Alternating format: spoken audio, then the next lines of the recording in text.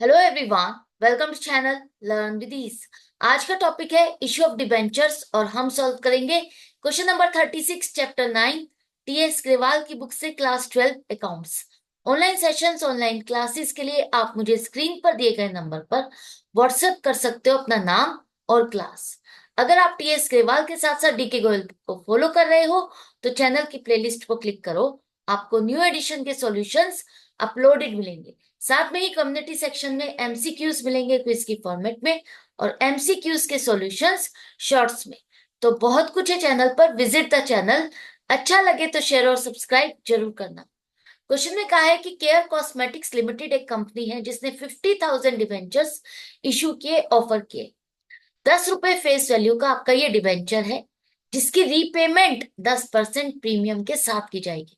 Debenture loan है जिसकी repayment आपको करनी है। 10 साल बाद आपको जब रीपे करना है तब आप 10% प्रीमियम के साथ रीपे करोगे। तो 10% 10 रुपए का 1 रुपया हो गया।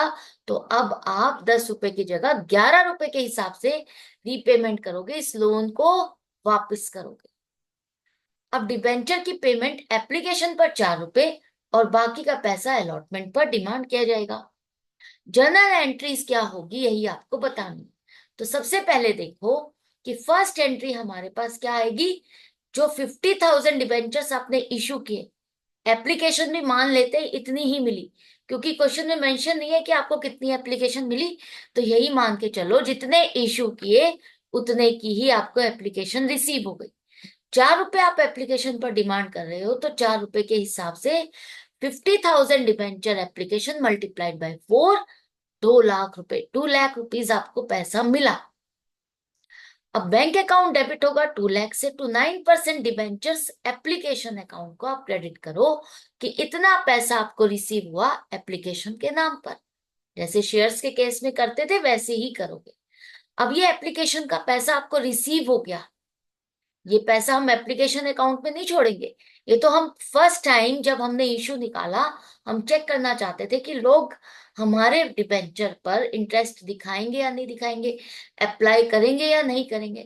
तो फर्स्ट जब हमारे पास बैंक में एप्लीकेशन आ गई, हम श्योर शॉट हो गए कि लोग खरीदना चाहते हैं, तब यहाँ एप्लीकेशन से पैसा निकाल के हम फाइनली इसे डिबेंचर अकाउंट में ट्रांसफर करेंगे। डिबेंचर अकाउंट जो हमारा लोन अकाउंट है। तो 2 लाख रुपीज से 9% डिबेंचर एप्लीकेशन अकाउंट आपका डेबिट हो गया। ये अकाउंट तो क्लोज हो जाएगा। यहां से पैसा निकल के फाइनली टू 9% डिबेंचर अकाउंट में आपने क्रेडिट कर दिया। एक तरह से फर्स्ट इंस्टॉलमेंट लोन की आपको रिसीव हो गई। इसके बाद जो सेकंड इंस्टॉलमेंट आप डिमांड कर रहे हो अलॉटमेंट, 10 रुपए में से 4 रुपए आप डिमांड कर चुके हो, 6 रुपए आपको अलॉटमेंट पर मिलेंगे। 6 रुपए के हिसाब से अब आप ड्यू की एंट्री बनाओगे। पहले क्या करोगे, ड्यू की एंट्री बनाओगे कि अब अलॉटमेंट पर हमें पैसा कितना मिलना चाहिए, क्योंकि कंपनी शॉर्ट हो चुकी है, उसको डिबेंचर्स के लिए एप्लीकेशन रिसीव हो चुकी। तो अब वो अलॉटमेंट के टाइम पर पहले ड्यू की एंट्री बनाएगी कि 6 रुपए के हिसाब से अब अगर मुझे पैसा डिमांड करना है तो टोटल मेरे पास कितना पैसा आना चाहिए। तो 9% डिबेंचर्स अलॉटमेंट अकाउंट को डेबिट करो 6 रुपीज के हिसाब से। 50,000 डिबेंचर्स 3 लाख रुपीज। ये पैसा आप पहले ही मान के चलते हो कि मिल जाएगा, पूरा पैसा हर एक डिबेंचर होल्डर आपको पेमेंट कर देगा। तो हम क्या करेंगे, तो 9% डिबेंचर्स अकाउंट को क्रेडिट कर देंगे 3 लाख रुपीज से। ये तो हो गई आपकी ड्यू की एंट्री, आपको समझ में आ गई।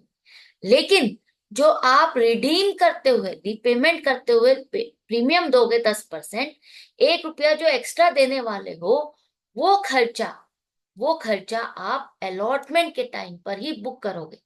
यही डाउट होता है ना आपको, यहाँ क्वेश्चन में तो मेंशन था नहीं। जब हमारे पूरा पूरा पैसा हम एक ही बार में डिमांड कर रहे थे, तब हमने फर्स्ट एंट्री बनाई, बैंक का पैसा मिला, और जब एप्लीकेशन का पैसा ही आपने ट्रांसफर किया उसी टाइम पर ही आपने उस लॉस को बुक कर दिया था। उस लॉस को हमने अपनी बुक्स में as a loss on issue of debentures record कर दिया था। लेकिन अब यहाँ पर तो एप्लीकेशन का पैसा अलग और अलॉटमेंट का पैसा अलग डिमांड किया जा रहा है। तो जब अलॉटमेंट की जाती है ना, उस टाइम पर जिस टाइम आप अलॉटमेंट करते हो उस टाइम आप इस खर्चे को बुक करोगे। जो प्रीमियम आप रिडेम्पशन के टाइम पर देने वाले हो वो खर्चा 10 साल बाद देना है, लेकिन बुक आज ही करेंगे। क्यों? क्योंकि कन्वेंशन ऑफ कंजर्वेटिज्म कहता है कि आपको अगर खर्चा पता है, डेफिनेट है और कैलकुलेटेड है, तो वो खर्चा चाहे बेशक आपको 10 साल बाद देना है, रिकॉर्ड आज ही करो। जैसे कि हम कोई प्रोजेक्ट शुरू करते हैं, हमारे को पता है कि इस पर हमें इतना इतना खर्चा करना है, वो खर्चा हम पहले ही अपना बुक कर लेते हैं, रिकॉर्ड कर लेते हैं, कैलकुलेट कर लेते हैं कि इसमें से अगर मुझे 2 लाख रुपए कमाने हैं तो 2 लाख में से तो इतना तो मेरा खर्चा हो जाएगा। उसी तरह से अकाउंटिंग भी कहती है अगर आपको खर्चा आज की डेट में ही पता है तो उसको रिकॉर्ड करो, लेकिन अलॉटमेंट के टाइम पर, जिस साल आप उसकी अलॉटमेंट कर रहे हो, जिस टाइम आप अलॉटमेंट कर रहे हो उस टाइम पर उस खर्चे को आप रिकॉर्ड करोगे। तो loss on issue of debentures आप अकाउंट को डेबिट करोगे 50,000 से, 1 रुपए के हिसाब से। और ये पैसा हमें आज नहीं देना डिबेंचर होल्डर्स को, जाकर के आज नहीं थमाना हमको, ये 10 साल बाद देना है। तो ये आपकी बैलेंस शीट में आएगा, to premium on redemption of debentures account 50,000। खर्चा आज बुक कर लिया लेकिन पेमेंट 10 साल बाद करेंगे, तो ये आपका 10 साल तक बैलेंस शीट में एज इट इज चलता रहेगा। अब 10 साल का है ये लाइबिलिटी, तो ऑब्वियसली नॉन करेंट लाइबिलिटी हो गई, जिसे आप अदर नॉन करेंट लाइबिलिटीज के हेड में कवर करते हो। आई होप क्लियर हो गया, समझ में आ गया सारा कुछ कि किस तरह से आपको एंट्रीज बनानी है। अब देखो, यहां पर आपके पास पैसा आ गया, डिबेंचर अकाउंट में आपने ट्रांसफर कर दिया, ये अकाउंट क्लोज हो गया। अलॉटमेंट पर भी आपने ड्यू की एंट्री बनाई, खर्चा बुक किया, डिबेंचर में आपने पहले रिकॉर्ड कर दिया, और ये आपने डाला कि हमारा ये लाइबिलिटी है जो कि फ्यूचर में जाकर के 10 साल बाद हमको पे करना है। अलॉटमेंट का पैसा आपको मिल गया है, bank account debit 3 lakh to 9% debenture allotment account, क्योंकि कुछ क्वेश्चन में कुछ नहीं लिखा कि कोई ऐसा डिबेंचर था जिस पर आपको पेमेंट नहीं मिला। जनरली डिबेंचर्स पर कोई भी डिफॉल्ट नहीं करेगा। क्यों?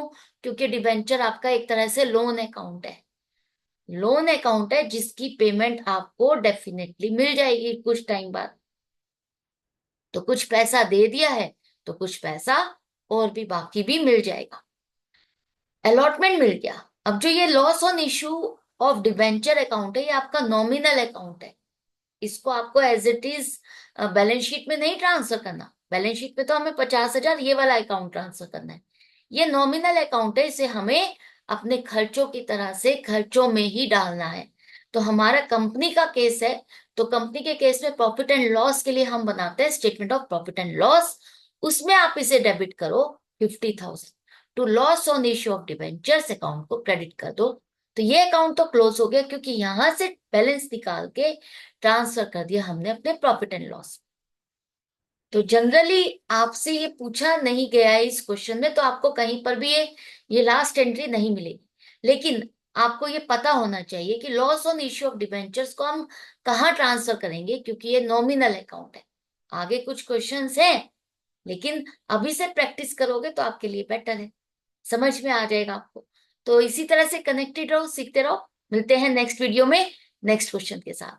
Good bye and take care.